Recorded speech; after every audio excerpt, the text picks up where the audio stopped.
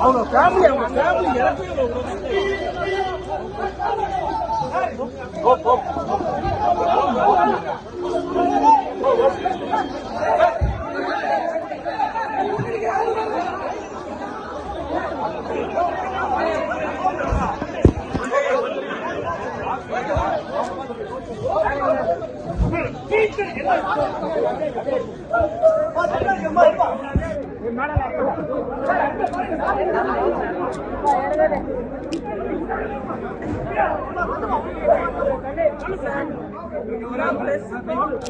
நான் கையெழுத்து கூப்பிடுறேன். சினிமா இந்த தொழில், ஆனா மனுஷங்க உறவு டிராமா வேணும், டிஆர்பி வேணும்னா நாங்க சினிமால நினைச்சு கொடுக்குறோம். தயவு செஞ்சு கொஞ்சம் பிரைவசி கொடுங்க சார், கொஞ்சம் பிரைவசி கொடுங்க.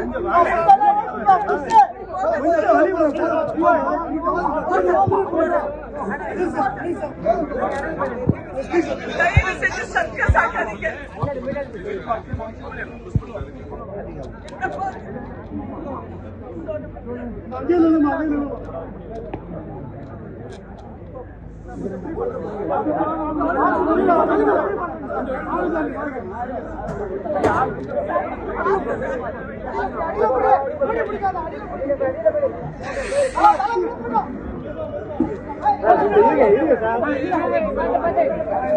பாப்பா உள்ள பாப்பா, பாப்பா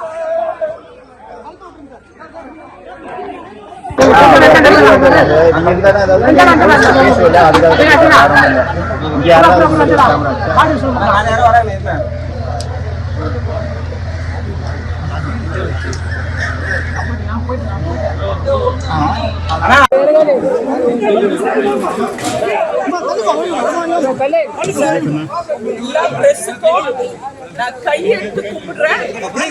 சினிமா இந்த தொழில், ஆனா மனுஷங்க உறவு வேற. டிராமா வேணும், டிஆர்பி வேணும்னா நாங்க சினிமால நினைச்சு கொடுக்குறோம். தயவு செஞ்சு கொஞ்சம் பிரைவசி கொடுங்க சார், கொஞ்சம் பிரைவசி கொடுங்க.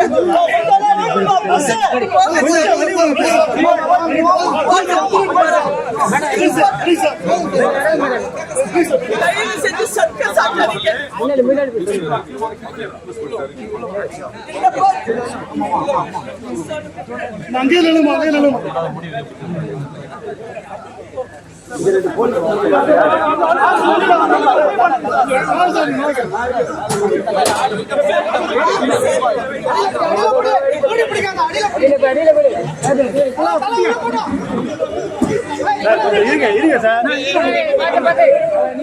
பாப்பா உள்ள பாப்பா, ஹலோ பாப்பா.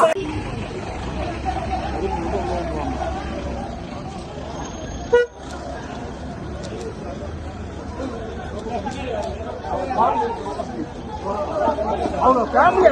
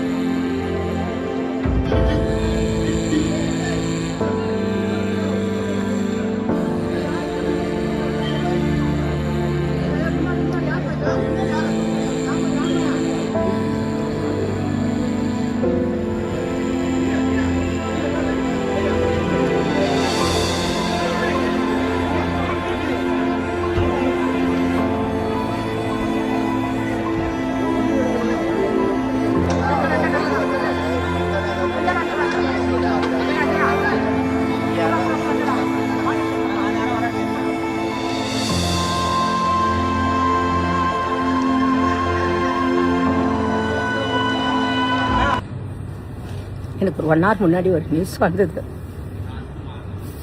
இந்த உலகத்தை விட்டு பாக்யராஜ் சார் தவறிட்டார். நல்ல டைரக்டர். ஒரு படங்கள் நான் 2 படம் பண்ணியிருக்கேன். அதோட என்னுடைய ரிலேஷனோட such a great person, human, நல்ல டைரக்டர். நான் இப்போ இங்கே டெல்லியில் இருக்கிறனால எனக்கு ஒன்றும் பண்ண முடியல sir. Sorry, miss you.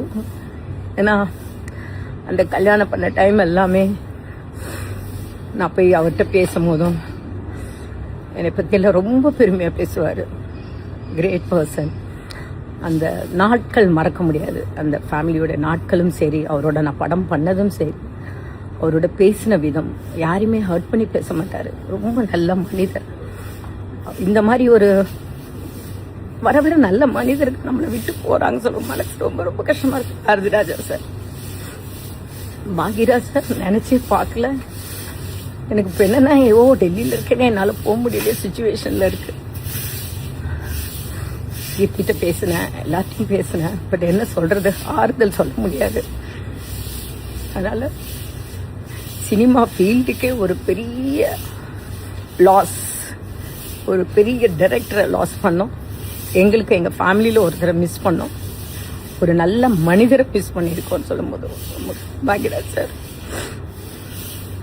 குஷியுடைய marriage கூட நான் சங்கீத் அண்ட் மெஹந்திக்கு போயிருந்தேன். கல்யாணத்துக்கு வராருன்னு சொல்லும்போது என்னால் இருக்க முடியல, டெல்லி வந்தனால. இப்போ நான் ஃபீல் பண்ணுறேன், ஐயோ அங்கே இருந்திருந்தாலும் அவர்கிட்ட நான் பேசியிருப்பேனே அப்படின்னு ரொம்ப மிஸ் பண்ணுறேன் sir. Miss you lot sir. Poornima சாருக்கும் சரி, பூர்ணிமா மேம் சரி, சாந்துனு சரி, கீர்த்தி சரி, அவங்க ஃபுல் ஃபேமிலி, என்ன சொல்கிறது தெரியல. Miss you sir. Bhagyaraj sir, you are great great person. Thank you sir. No தேங்க்யூன்னு சொல்ல முடியல, ஏதோ வளருது வாய், வார்த்தை இல்லை. ஏன் சார் இவ்வளோ ஃபஸ்ட் டைமில் எல்லாம் விட்டு போனீங்க? சினிமா ஃபீல்டு நல்லா இருக்குன்னு இந்த மாதிரி ஒரு நல்ல நல்ல ரைட்டர் டைரக்டர்ஸ் எல்லாம் இருக்காங்க. Miss you sir, miss you sir.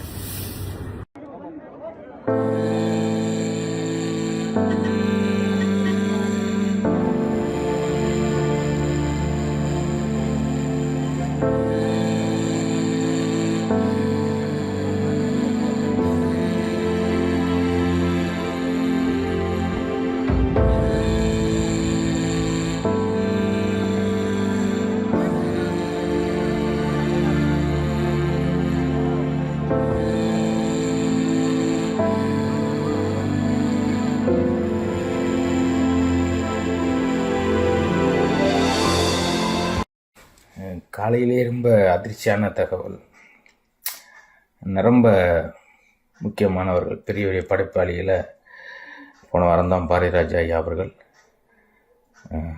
அவர் மேலே ரொம்ப தீவிரப்பற்று உள்ள அவருடைய சிஷ்யர். அது மட்டும் இல்லாமல் நிறைய என்னுடைய நகைச்சுவையெல்லாம் கேட்டுட்டு அப்பப்போ பேசுவாங்க.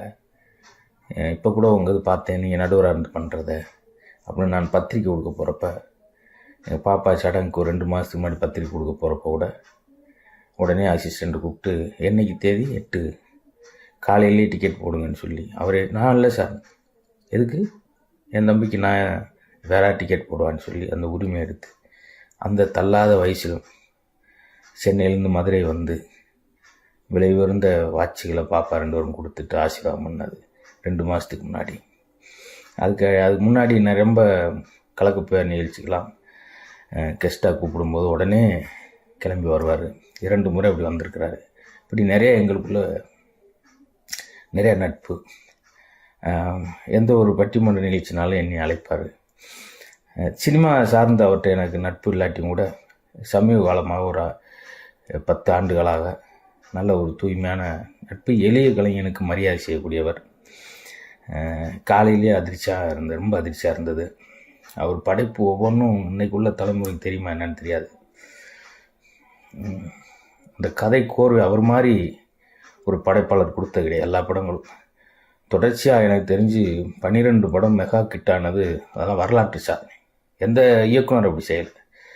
இவருடைய படத்தை பார்த்துட்டு அமிதாப் பச்சனே எனக்கு ஒரு படம் எடுக்கணும், ஷாருக் கான் நடிக்கணும் அப்படின்லாம் சொல்லி கூப்பிட்டாங்கன்னு சொல்லுவாங்க. அந்த அளவுக்கு மிகச்சிறந்த படைப்பாளர், எழுத்தாளர். அவருடைய புத்தகங்கள் கூட நானே இங்கே போன வாரம் கூட போட்டிருந்தேன். பாக்கியாவின் கேள்வி பதில் புத்தகத்தை படிச்சுட்டு தான் நான் அந்த மாதிரிலாம் வந்தேன்னு சொல்லி அதை பற்றி ஒரு ரிவ்யூலாம் பண்ணியிருந்தேன் போன வாரம். இப்படி நிறைய அவருக்கு எனக்கு நிறைய கனெக்டிவிட்டி உண்டு. காலையிலே பார்த்தோன்னே ரொம்ப மனக்குமுறலாக இருந்தது. அவர் கடைசியாக இந்த மாதிரி விழாவில் கலந்துக்கிட்டு எங்கள் குழந்தைலாம் வாழ்த்துனது அதெல்லாம் கண்ணுக்குள்ளேயே ஓடிக்கிட்டு. எம்ஜிஆர் எனக்கு ரொம்ப பிடிக்கும், பெரிய ரசிகர் நான். இவர் அதை விட பெரிய ரசிகர், என்னுடைய கலை வாரிசுன்னு சொன்னவர். நல்ல இயக்குனராக, நல்ல படைப்பாளராக, நல்ல நடிகராக, நல்ல நகைச்சுவையாளராக, இப்படி சினிமா வித்தகர். அவருடைய குருநாதர் இறந்து 1 மாதம் கூட இல்லாத சூழலில் அப்படி போனது பெரிய வருத்தமாக இருக்குது. அவர் பெரிய படைப்பாளர் இருந்தால் கூட அவ்வளோ இதுக்குள்ளேயும் அந்த எளிய கலைஞனையும் ஃபோன் பண்ணி வாழ்த்தக்கூடியவர்.